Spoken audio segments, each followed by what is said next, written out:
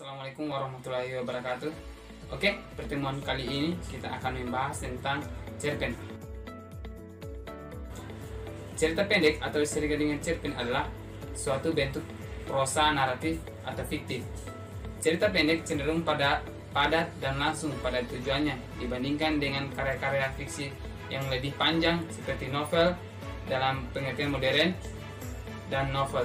Pengertian cerita pendek bukan ditemukan oleh banyaknya halaman untuk mewujudkan cerita tersebut atau sedikitnya tokoh yang terdapat di dalam cerita itu, melainkan disebabkan oleh ruang lingkup permasalahan yang ingin disampaikan oleh pengarang dalam bentuk karya sastra tersebut. Yang kedua itu ciri-ciri cerpen. Sebuah karya sastra dapat digolongkan ke dalam sebuah cerpen apabila memenuhi ciri-ciri sebagai berikut. Yang pertama, dapat dibaca hanya dengan sedikit sekali duduk. Yang kedua, tidak lebih dari 10.000 kata dan minimal 1.000 kata. Yang ketiga, beralur tunggal. Dan yang keempat, bertema tunggal. Yang kelima, penggambaran watak tokoh secara sederhana. Yang keenam, konflik yang terjadi tidak sampai mengubah nasib tokoh. Yang ketiga yaitu jenis-jenis cerpen. Yang pertama itu fabel. Fabel, terkait dengan istilah fabel, yaitu fabel dalam kasana sastra Indonesia sering diartikan sebagai cerita binatang. Cerita fabel yang populer misalnya kisah-kisah kancil. Yang kedua yaitu sage. Sage merupakan cerita keperlawanan seperti Joko Dolong. Yang ketiga yaitu mite, cenderung pada cerita yang terkait dengan kepercayaan masyarakat setempat tentang sesuatu, contohnya Nyi Roro Kidul.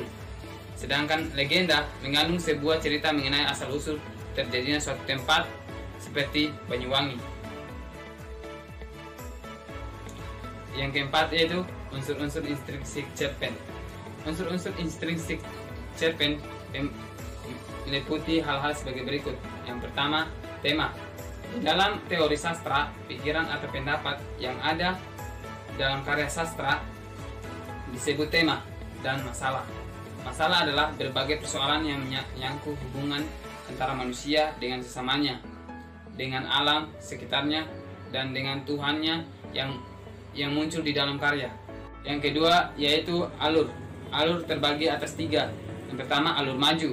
Alur maju yaitu alur yang dimulai dari awal hingga akhir secara urut. Yang kedua yaitu alur mundur.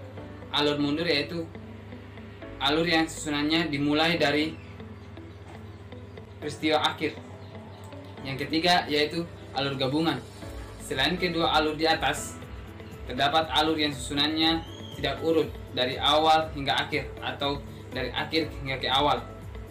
Yang ketiga yaitu perotakan atau penokohan. Perotakan atau penokohan yaitu gambaran watak tokoh dalam cerita. Cara menggambarkan watak tokoh sebagai berikut. Yang pertama, analitik atau langsung, yaitu pengarang langsung menyentuh watak tokoh. Yang kedua yaitu dramatis atau tidak langsung, yaitu pengarang mengungkapkan watak tokoh melalui jalan pikiran dan perasaan secara berdandan dan cara bicara, tempat tinggal, ciri fisik, dan tangan atau reaksi tokoh yang lain. Macam-macam tokoh antara lain sebagai berikut. Yang pertama, protagonis, yaitu tokoh yang disukai oleh pembaca karena berwatak baik. Yang kedua, antagonis, yaitu tokoh yang tidak disukai oleh pembaca karena berwatak tidak baik. Yang ketiga yaitu tritagonis, yaitu tokoh yang menjadi penegang dan cenderung berwatak baik. Yang keempat, tokoh utama, yaitu tokoh yang mendominasi cerita, ia terlibat dari awal hingga akhir cerita. Yang kelima yaitu tokoh bawahan atau pembantu, yaitu yang keterlibatannya dalam cerita hanya sedikit. Selanjutnya yaitu latar atau setting. Latar atau setting yang digambarkan tempat atau waktu dan suasana terjadinya peristiwa dalam cerita. Tempat merupakan area atau letak menjadi suatu peristiwa di dalam cerita, misalnya di rumah, di jalan, di halaman, dan sebagainya. Waktu yaitu saat terjadinya suatu peristiwa cerita, misalnya di tadi pagi, malam hari, pukul 5 sore, dan sebagainya.